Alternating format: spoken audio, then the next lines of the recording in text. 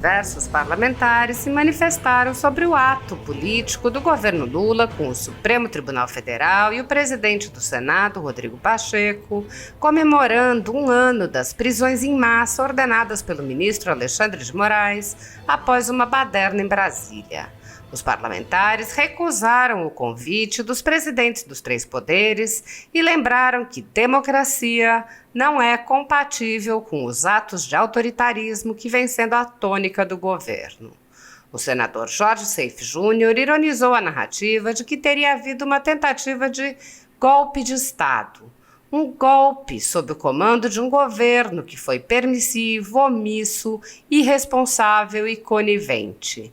Um golpe de quem se diz defensor da democracia, mas enaltece o comunismo. Um golpe de quem diz defender a liberdade, mas pratica censura e viola os direitos humanos. O 8 de janeiro foi uma data lamentável para o nosso país, um evento que não pertence a ideologias políticas e que não deve ser comemorado. O senador Magno Malta disse: nada para celebrar em 8 de janeiro, um dia fatídico que ainda deixa uma série de perguntas sem respostas, mesmo um ano após. Diversas cenas cinematográficas meticulosamente planejadas, porém, como nenhum crime é perfeito, eles não conseguiram retornar à cena do crime sem deixar rastros de um roteiro mal elaborado.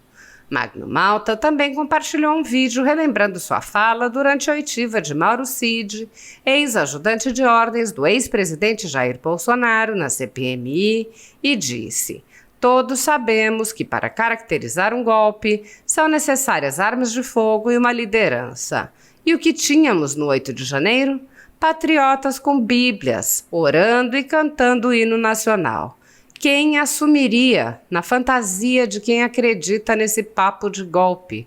A irmã Hilda, é claro. O senador Luiz Carlos Reis disse: 365 dias após os atos do 8 de janeiro, o Brasil aguarda a realização de uma investigação isenta. Até quando o país ficará sem resposta sobre a responsabilidade da União na situação? As penas desproporcionais também precisam ser revistas, sob o risco de a justiça brasileira ser encarada como instrumento de medo e censura. O senador Esperidião Amin divulgou um texto. Celebrar a democracia na balada? Primeiro, ocultando a criminosa omissão dos que permitiram e facilitaram os atos de vandalismo que merecem veemente repúdio. Repúdio e condenação aos vândalos e aos omissos. Segundo, conviver com o Inquérito 4781 e seus filhotes, prestes a completar 5 anos de existência, um entulho autoritário debochando do Estado Democrático de Direito. Terceiro, assistindo ao espetáculo de condenações exorbitantes aplicadas em série a pessoas capturadas circunstancialmente. Convenhamos, é preciso ter uma visão focada no que se deseja destacar. O senador Carlos Portinho disse: hoje, quando alguns celebram o ato pela democracia relativa, exaltamos a verdade e clamamos por liberdade, pois com o propósito de defender a democracia, a capturaram. Democracia relativa, não. O senador Marcos Rogério lembrou: cada instituição possui um papel no fortalecimento dos alicerces democráticos.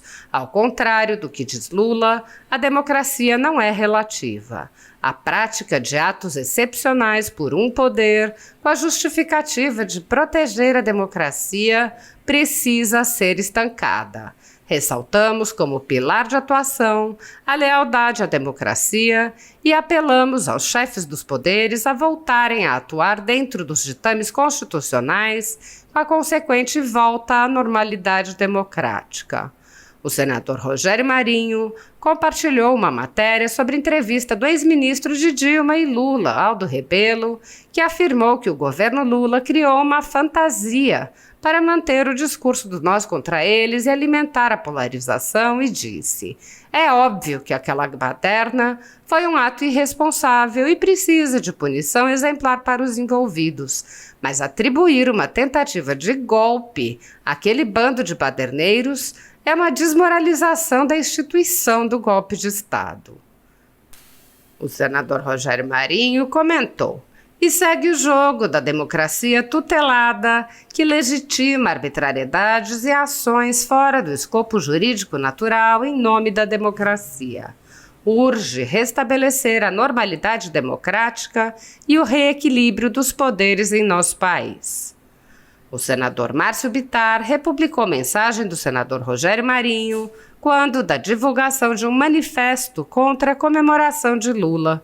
Os senadores signatários da manifestação pública abaixo declinam sua participação em evento alusivo aos atos ocorridos em 8 de janeiro. A verdadeira defesa da democracia requer ações concretas, não simbolismos vazios e contraditórios. A omissão do governo Lula naquela data e a parcialidade nas investigações mostram a necessidade urgente de um compromisso real com os princípios democráticos e o restabelecimento da normalidade democrática. A deputada Júlia Zanatta divulgou um vídeo e disse: 8 de janeiro, assunto proibido? Logo quando ingressei na Câmara em 2023, esse era o sentimento geral. Poucos se sentiam à vontade para tratar sobre o que realmente aconteceu naquele dia.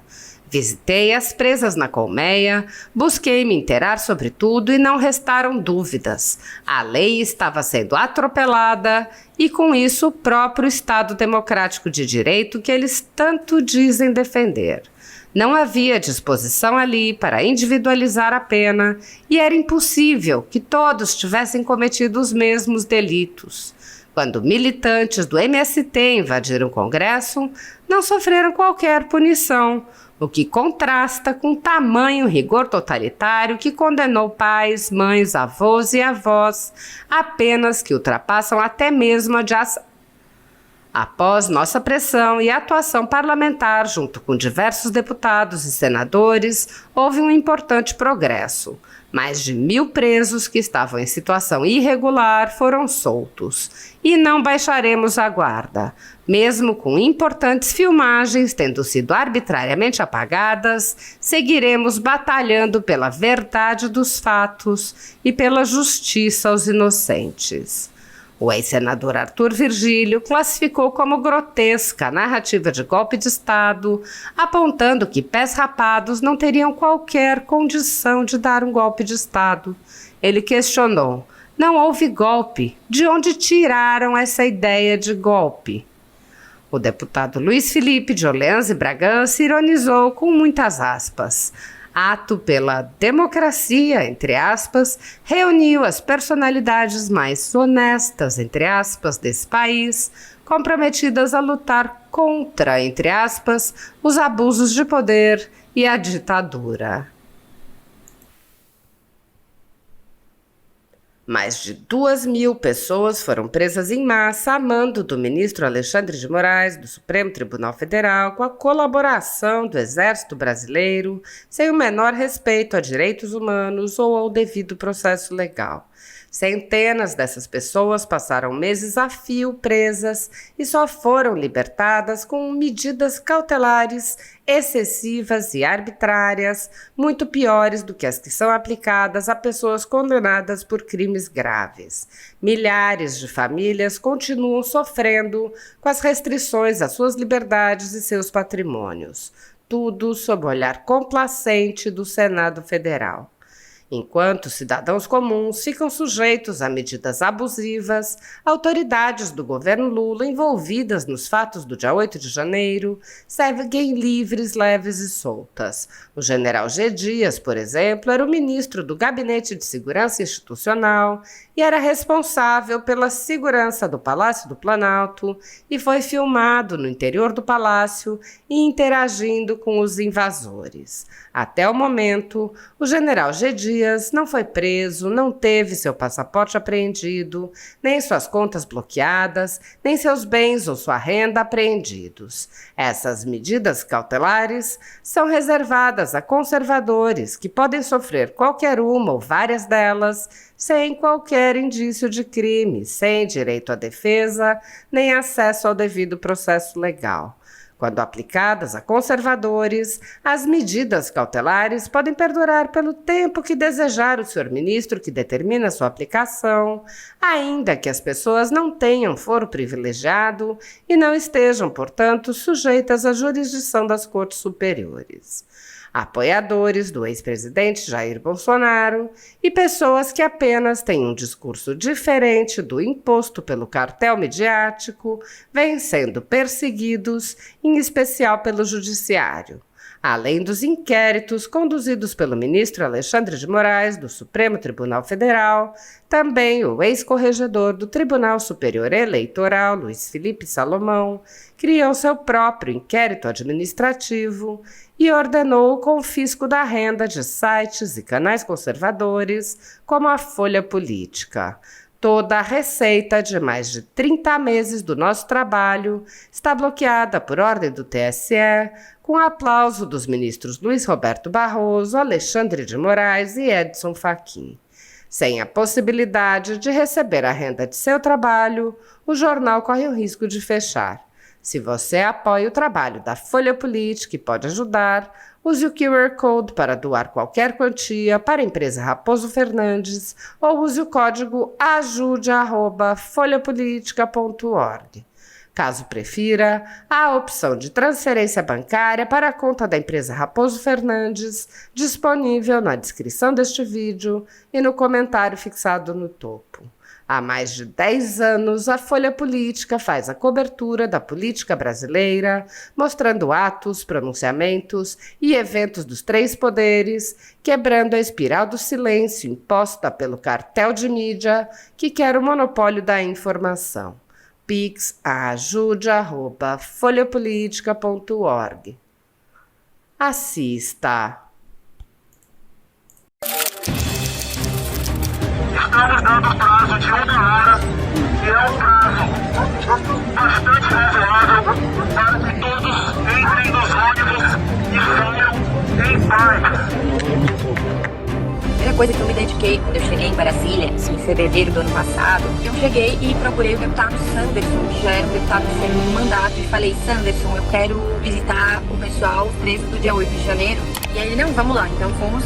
Foi logo na segunda semana que eu assumi, nós fomos visitar os presos do dia 8, as mulheres, na verdade, na colmeia, presas lá no dia 8 de janeiro. E quando eu cheguei na Câmara dos Deputados, isso era um assunto meio que proibido. Estou trabalhando para que haja análise individualizada dos casos e o cumprimento do devido processo legal e dos direitos humanos. Cadê os defensores dos direitos humanos dessa casa que não estão vendo ilegalidades, injustiças? Então tava todo mundo meio que quieto, assim, tentando entender ainda o que havia acontecido. Só que pra mim não era concebível que todas aquelas pessoas tinham cometido o mesmo crime. Fui atrás sim, e depois que a gente começou a ir, os fatos começaram a se pronunciar no plenário. Em 30 e 40 dias foram mais de 1.000 pessoas que estavam presas, ou seja, deu resultado. Houveram outras invasões a prédios públicos por manifestantes, por exemplo, do MST, e nunca houve esse tipo de punição como se está tendo agora. Tudo vale para defender a democracia. Hoje no Brasil, o discurso dessas pessoas que chamam e têm críticas ao sistema de golpistas é que tudo vale para a defesa da democracia. Se tornou algo maquiavélico. Então, se você acabar atacando a democracia e suprimindo um direito do próximo, como é o devido processo legal, se você acabar suprimindo, tá tudo bem, porque você, no final, está defendendo as instituições democráticas. E isso não pode ser assim. As regras precisam ser seguidas, as normas precisam ser seguidas. Mas não houve golpe. Essa é a minha opinião. Se eu sou capaz de dizer que o ministro estava certo quando detectou corrupção no governo Lula, eu também sou capaz de dizer a ele que eu não concordo com ele dizer que houve tentativa de golpe. Que seria a coisa mais grotesca do mundo, pessoas desarmadas, despreparadas. Quem seria o dirigente do país? Quem seria o ministro das Relações Exteriores? E não chamar o Mauriac, é difícil você pegar uma pessoa que seja tão ruim quanto ele. Mas quem seria o ministro da Justiça? Quem seria o comandante das Forças Armadas desse golpe dado por pés rapados? Essa que é a verdade. Não estou querendo diminuir ninguém, mas pés rapados têm força para dar golpe. Cadê os aviões? Cadê os navios? Cadê os militares? Cadê a arma? Cadê o tiro? Cadê enfim? De onde tiraram essa história do golpe? Porque todo mundo foge do dia 8. Houve vandalismo? Houve. O ministro da Justiça foi avisado, tem documento. Não tem nada de mais cooperar. O ministro Alexandre de Moraes já tinha feito. Ele já fez, já enquadrou todo mundo. A minha pergunta é, as pessoas estão em casa de tornozeleira, mas com um montão de crime nas costas para poder responder. Aqueles que estão presos, e aliás, quem está falando aqui é quem vai à Papuda, é quem vai à Colmeia, é quem tem tido conversas com a relatora, com o presidente, pedindo até misericórdia de que essas pessoas precisam ser ouvidas. Elas estão envolvidas no inquérito, com um processo nas costas, e não serão ouvidas. Então, o homem mais próximo de Lula é o G. Dias. Esse eles querem impedir de vir. Esse vamos esperar para frente. Os aliados de G. Dias não podem vir agora. Quem tem que vir é você, que era o homem mais próximo de Bolsonaro. Porque o alvo nunca foi você. O alvo é Jair Bolsonaro. Mas não vão achar. Porque Jair Bolsonaro poderia ter dado um golpe como presidente da República, sentado na cadeira e com o povo com ele, hein? Multidões com ele. E não deixou de estar, não. Só uma informação aí para quem está dizendo que está abandonado. Vá visitar a Papuda e a Colmeia. Entre e vocês vão ver por quem que eles perguntam. Para quem que eles mandam lembrança, abraço, estão orando. Continua cantando, presidente, o hino nacional dentro da Papuda, dentro da Colmeia, pastor Marco Feliciano. Ninguém arregou de nada. Ninguém arregou de nada. Agora, o nosso foco é dia 8. Eu lhe pergunto, nessa minuta de golpe, nessas reuniões para dar o golpe, quantas vezes o senhor se reuniu com essa mulher aqui? Teve alguma reunião com ela? Senador, com todo respeito, para manter a coerência, eu vou continuar seguindo a orientação do meu advogado. Não permanecer em silêncio. Porque essa senhora aqui, ela seria presidente do Brasil caso tivesse ocorrido o golpe. Irmã Hilda estava na frente do QG orando. Essa aqui seria a presidente. Aliás, eu vou até fazer um quadro dizendo a presidente que poderia ter sido. Irmã Hilda.